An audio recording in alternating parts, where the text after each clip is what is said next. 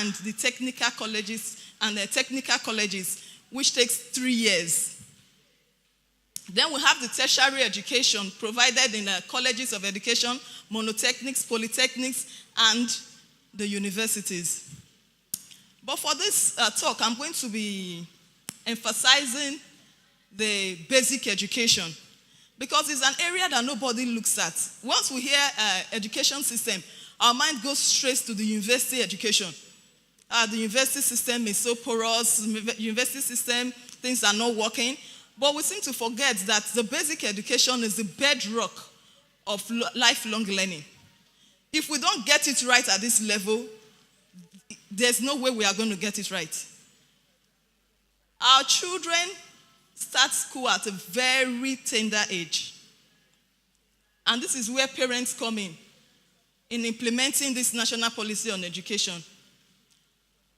The National Policy of Education has told us 1 year for pre-primary.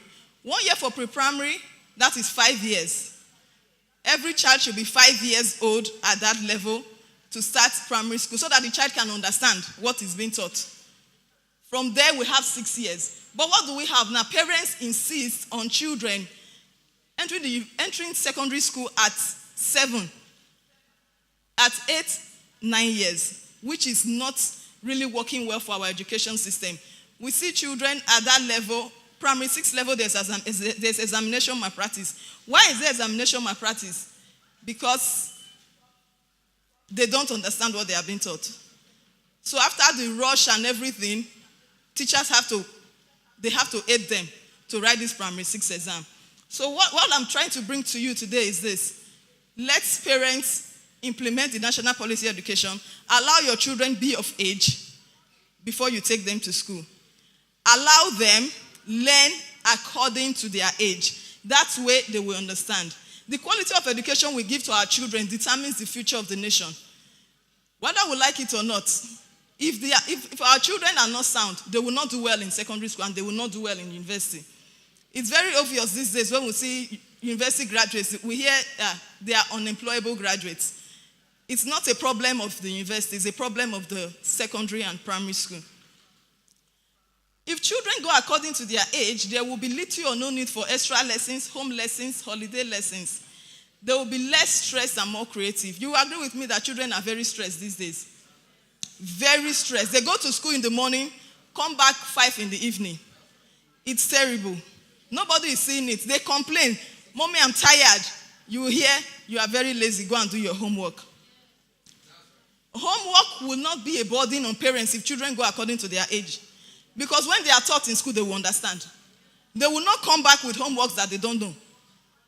It's not like the teachers are not teaching. The teachers are teaching, but they don't understand because they are too young to be there. We have children of 5 in primary 1. We have 8 GS1, and we begin to complain. The child does not understand what is being taught. A few exceptional children should not be used as the standard in our education system. Very few children. There are some very intelligent children, and when you see them, my child must be 8 in GS1. It's not supposed to be like that. The exceptional children can be pushed, fine, but they are not supposed to be the standard for our educational system. Unhealthy competition among parents must be discouraged. That is what is leading to this problem. Your cousin is in JS1, you are still in primary 5. It's unhealthy competition.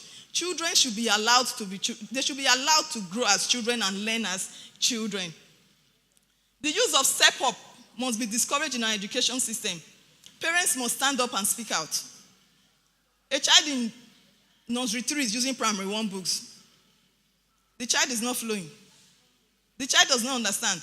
And that is why the school authority will give you 2 textbooks in mathematics. One for school, one for homework.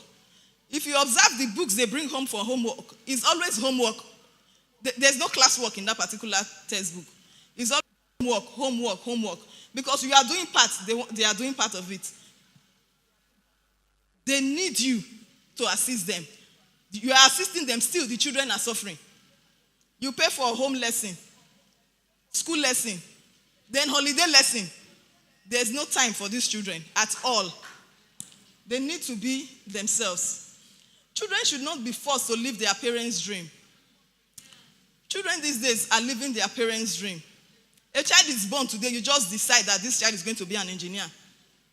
And you keep pushing that child to ensure that that child becomes an engineer. Even if the child cannot even add 1 + 1 to save his life, it's not your business. That child must be an engineer. It's a problem. Children must be guided to dream well, dream big, and live their dreams. As children, they have their dreams. All we need to do is to guide them to dream well. Nigerian children are very intelligent children, very creative. But our system of education, by our parents, not even by government now, because if we look at the public schools, they go according to their age. And we have more private schools, and that is why the problem seems to be overtaking the entire system. If they are allowed to dream well and dream big, they will do well. They will excel, and they will do great. Thank you.